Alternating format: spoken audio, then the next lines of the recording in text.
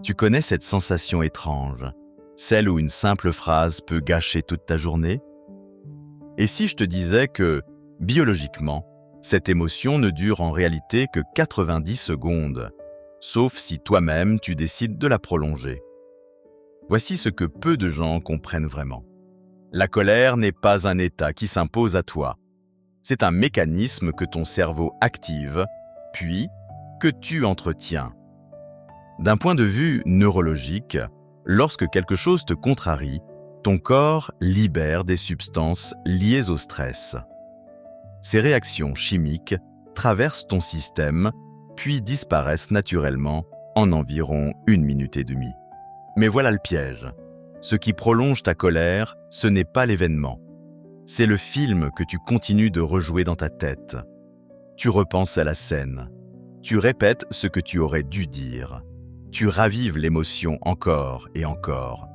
C'est comme si une alarme incendie se déclenchait parce que ton pain a légèrement brûlé, mais qu'au lieu d'aérer la pièce, tu continuais volontairement à faire brûler d'autres tranches. La prochaine fois que quelqu'un te coupe la route, observe bien. Ton corps réagit immédiatement. Ton cœur s'accélère, ton système nerveux s'active. Voilà les fameuses 90 secondes. Mais ensuite, ton esprit prend le relais. Mais quel idiot! Et sans t'en rendre compte, 20 minutes plus tard, tu es encore énervé. Quand tu comprends cette règle des 90 secondes, quelque chose change profondément. Tu réalises que tu as toujours un choix. Laisser l'émotion passer ou continuer à l'alimenter. Tu connais sûrement quelqu'un qui reste calme dans presque toutes les situations. Ce n'est pas un super pouvoir, c'est une compréhension. Et aujourd'hui, tu vas l'acquérir. Chapitre 1. Le mythe des boutons émotionnels. On entend souvent cette phrase « Il sait exactement comment appuyer sur mes boutons », comme si tu étais une télécommande et que les autres pouvaient contrôler tes émotions à distance. Mais la vérité est différente. Personne ne peut appuyer sur un bouton que tu n'as pas toi-même installé. Ce qu'on appelle des boutons, ce sont en réalité des blessures anciennes, des expériences non résolues ou des valeurs qui ont été touchées dans le passé. Quand quelqu'un te provoque, il ne crée pas la réaction. Il révèle quelque chose qui existe déjà en toi.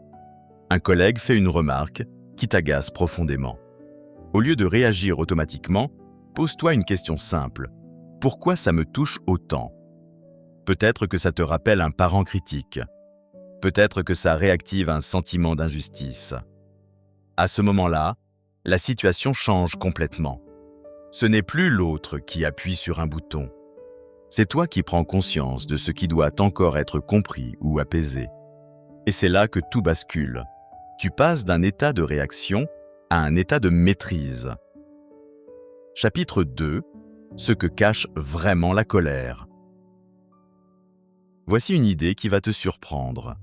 La plupart du temps, la colère n'est pas l'émotion principale.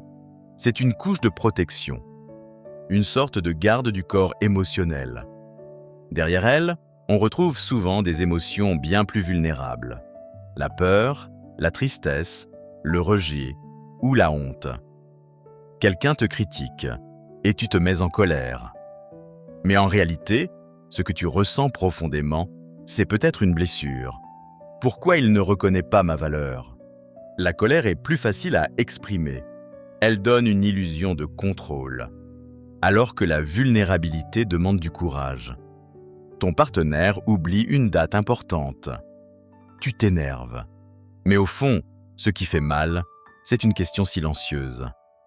Est-ce que je compte vraiment pour toi? Quand tu commences à identifier l'émotion cachée derrière la colère, ta façon de réagir change complètement. Dire « je me sens blessé » n'a pas le même impact que « tu ne fais jamais attention ». L'un rapproche, l'autre éloigne. Chapitre 3.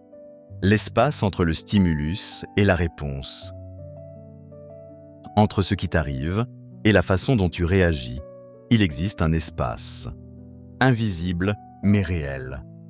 Et dans cet espace se trouve ta liberté. La plupart des gens ne le remarquent même pas. Ils réagissent instantanément, sans conscience.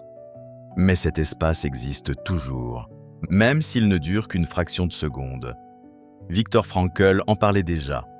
Peu importe les circonstances, tu gardes toujours le pouvoir de choisir ta réponse. Quelqu'un t'envoie un message froid ou agressif. Ton premier réflexe est de répondre immédiatement.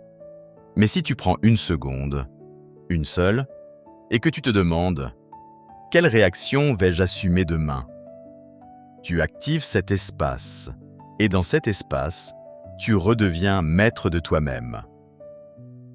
Chapitre 4. Le pouvoir de l'observateur intérieur. Imagine que tu puisses observer tes émotions, au lieu de les subir, comme si tu regardais la météo. Tiens, une tempête arrive. En toi, il existe une partie qui peut faire exactement ça. Observer sans se laisser emporter. Tu remarques la colère monter, ton cœur accélère, mais tu ne deviens pas cette colère. Tu la regardes. Je remarque que je suis en train de m'énerver.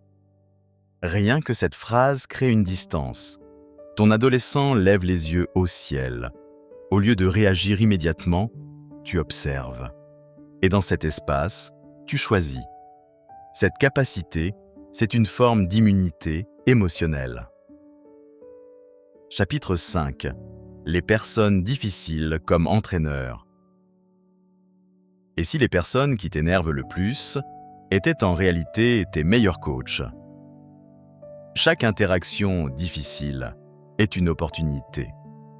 Un patron exigeant développe ta patience. Un proche passif-agressif t'apprend à poser des limites. Comme à la salle de sport, la résistance te renforce. Si tu changes de perspective, tout change. Ce n'est plus une attaque, c'est un entraînement. Chapitre 6. Les limites saines.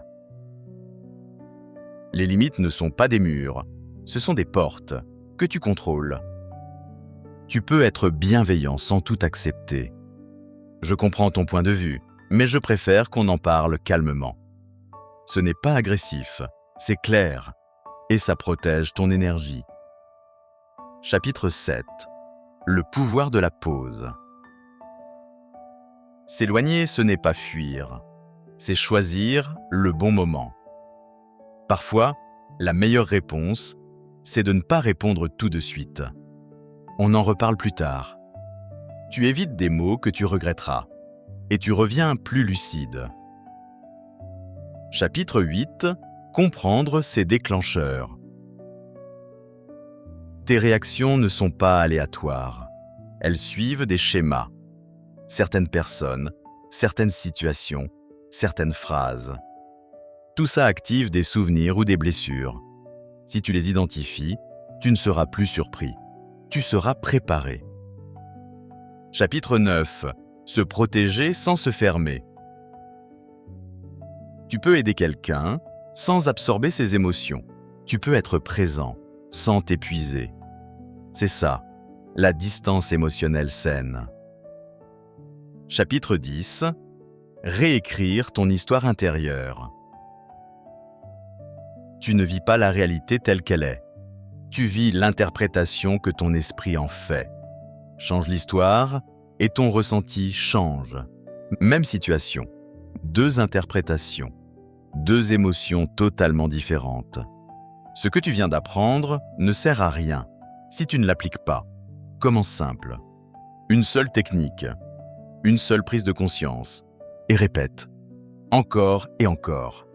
Avec le temps, ça devient naturel. Et un jour, tu deviendras cette personne que rien ne déstabilise vraiment.